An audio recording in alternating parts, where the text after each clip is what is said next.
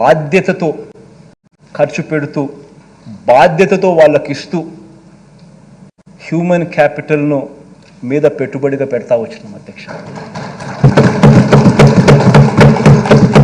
అధ్యక్ష మీరే ఆలోచించండి అధ్యక్ష, మీరే ఆలోచన చేయమని అడుగుతా ఉన్నాను. ఇక్కడ ఉన్న వాళ్ళందరినీ కూడా ఆలోచన చేయమని అడుగుతా ఉన్నాను. ప్రజలందరూ కూడా దీన్ని చూస్తా ఉన్న ప్రజలందరూ కూడా ఆలోచన చేయమని కోరుతా ఉన్నాను. ఏ ప్రభుత్వం అయినా కూడా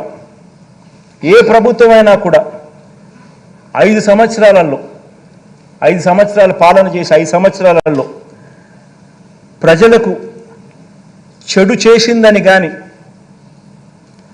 మంచి చేయలేదని కానీ మేనిఫెస్టోలో ఇచ్చిన వాగ్దానాలు అమలు చేయలేదని కానీ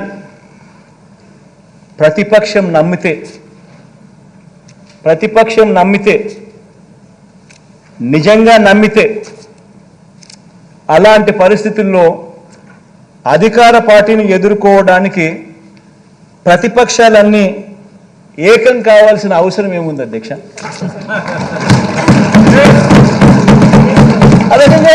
అధ్యక్ష నేను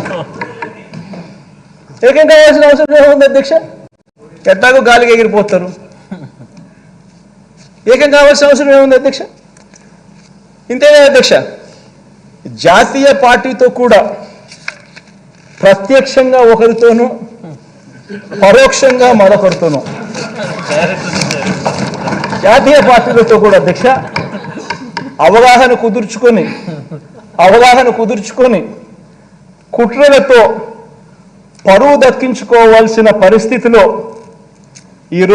ఈరోజు మన ప్రతిపక్షం ఉందంటే దాని అర్థం ఏమిటి అధ్యక్ష? ఆలోచన చేయమని అడుగుతా ఉన్నా. ఇంతమందిని ఏకం చేసి ఇన్ని కుట్రలు పన్ని ఇన్ని ఈనాడు ఆంధ్రజ్యోతి TV5 ఇంతమంది ఇన్ని పార్టీలు ఇన్ని కుట్రలు ఇన్ని కుతంత్రాలు ఇన్ని పొత్తులు ఆ పక్క చూస్తే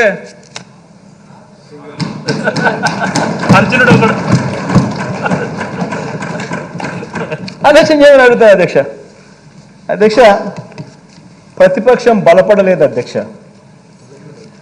అభివృద్ధి చేసిన అధికార పార్టీకి తిరుగు లేదు అధ్యక్ష. దీని అర్థం ఇదే.